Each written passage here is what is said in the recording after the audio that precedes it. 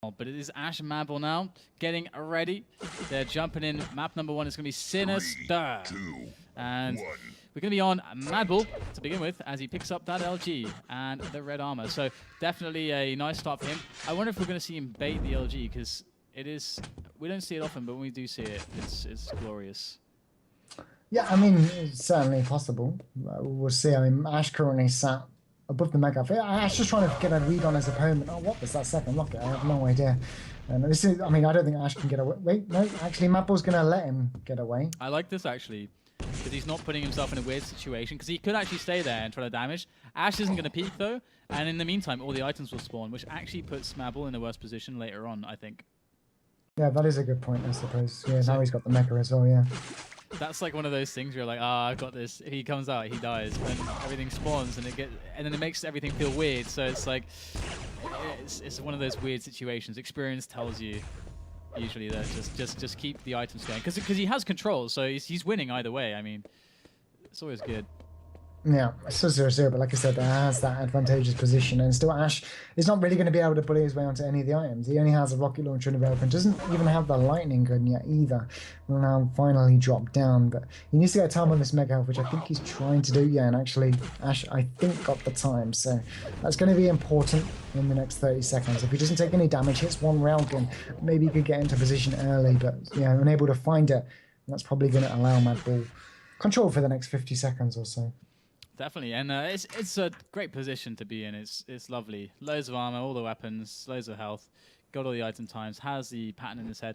But there is one other thing he needs to think about, and that's actually fragging his opponent at this point, because it is a tied game, and this is the period, or from the strong stance that he's in, that's where you want to make the frags happen, and it's all going to be down to his ability to try and find those frags, whether it's through good reads or just great aim every time Ash does to show himself he connects something.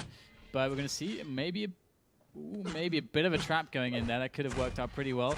But Ash is not going to go high for that RA. But I love that move from Madball. Maybe that's some really slow games so far today, DDK. Yeah. Particularly, I mean, I didn't expect this from Madball particularly to be so, I don't know, complacent. But again, he's made all the right decisions, like you say, so far. I mean, he hasn't found the frag yet, but he's not given up map control. Ash just built himself up to a position where he could challenge for Mega, but he did not get the Mega time. He has no idea. So again, Madball just working and playing exactly how he needs to do, and the railguns on Ash, the ones he needs to hit to maybe get himself back in to a challenge for one of these major items, or at least a mega health maybe, not able to find.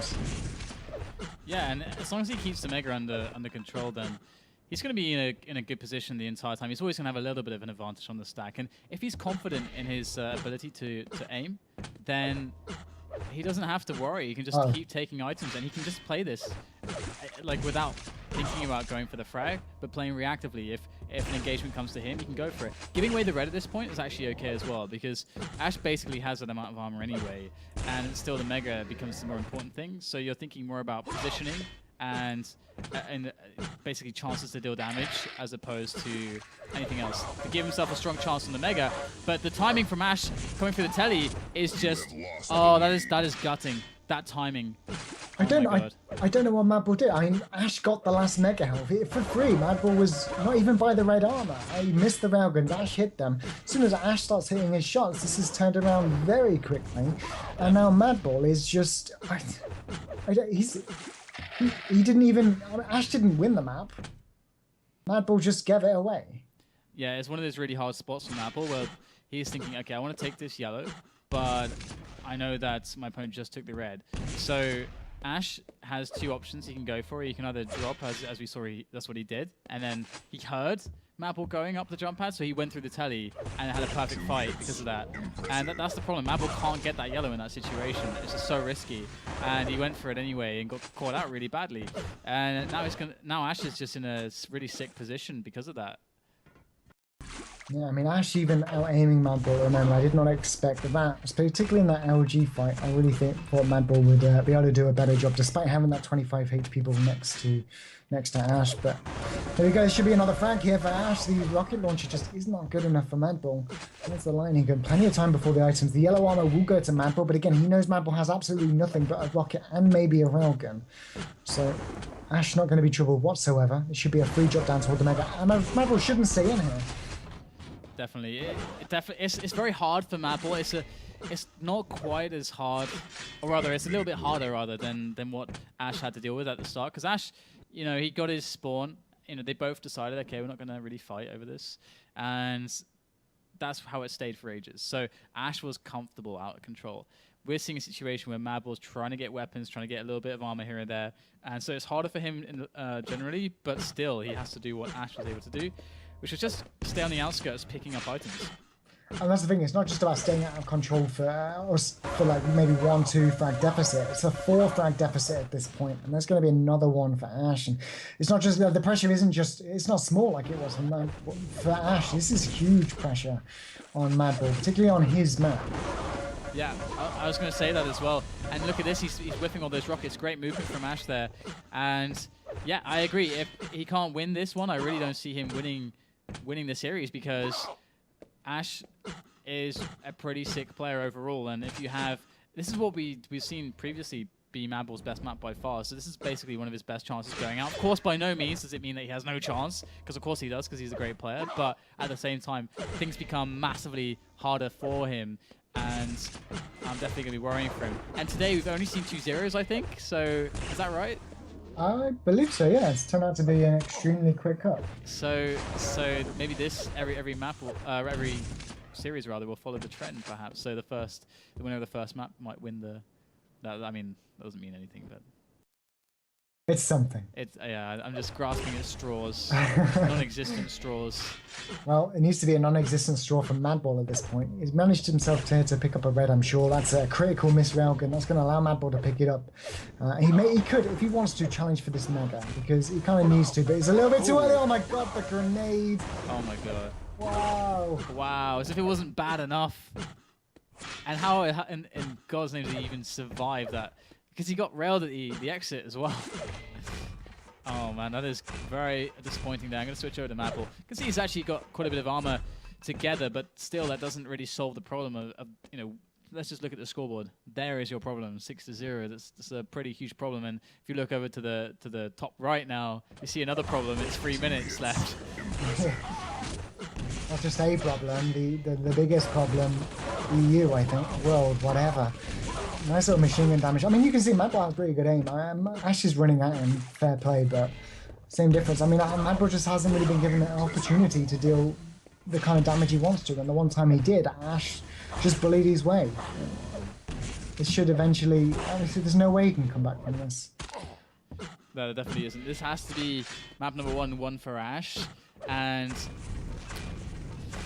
I don't know, we'll see though. I mean, Madball, he had a good start. I mean, he had control. It's just that one move where, I mean, he gave away Mega. I don't choosing the yellow armor over the Mega health or whatever he was doing. That just gave Ash the opening he needed. The confidence to work with an equal amount of health and armor to get into that fight and yeah, get the kill. Either way, we're going to move on to map number 2. So 10-0 is the first map score on Sinister. It's going to be Ash who moves on to match point here, as it is best of 3 still in this semi-final. And the winner will play against Pavel, who defeated Cypher. Gotta say, the deliberate murder guys, they're really the 102 players stepping up their game. The Russians, man. Yeah. The Russians, they're so good at this game. And their scene there has always been so active, so vibrant. Even throughout, I mean, I think actually the Russian scene has been the strongest scene throughout the history, because if we look at I think the down periods of Quake, when we had all these weird transitions to like CPMA and you know, Quake 4 was out, and you know, then there was no tournaments at all for like a year, you know, financial crash, you know, all these random things that happened where like the activity and tournaments plummeted in the European scene, there was always like the aces lands in Moscow and stuff like this. Those were always going on. They always had a really active scene. And now we're seeing Ash and Madball on map number 2, Lost World. And Madball, can he do what Pavel did to Cypher? No. Unfortunately, maybe. Ash, okay, Madball, the first one in the lava. Can you make it -2? That would be something. Lava's winning today. I mean, he's a Belarusian as well, isn't he? So it's just like, yeah, lava hates Belarusian.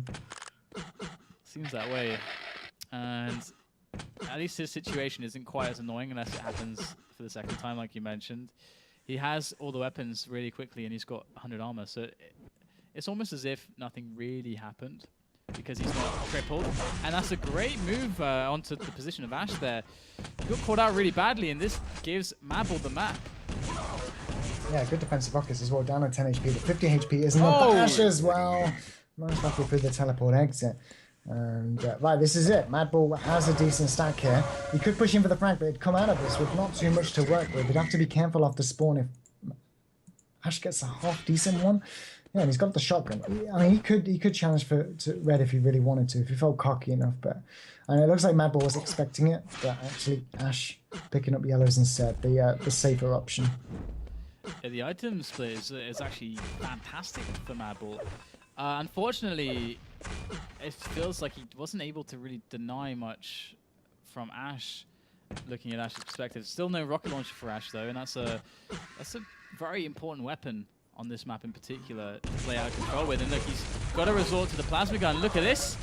I mean, the damage is not so reliable, and now in the open area, switching to the shotgun gets Madball down to 10, but that is not 0, and that's where he needs Madball to be. He needs him dead, as Madball just managed to get himself out of there with the red in his hand, and he's strapping it on to his body right now as he prepares himself to gobble up that blue bubble that's about to spawn for him.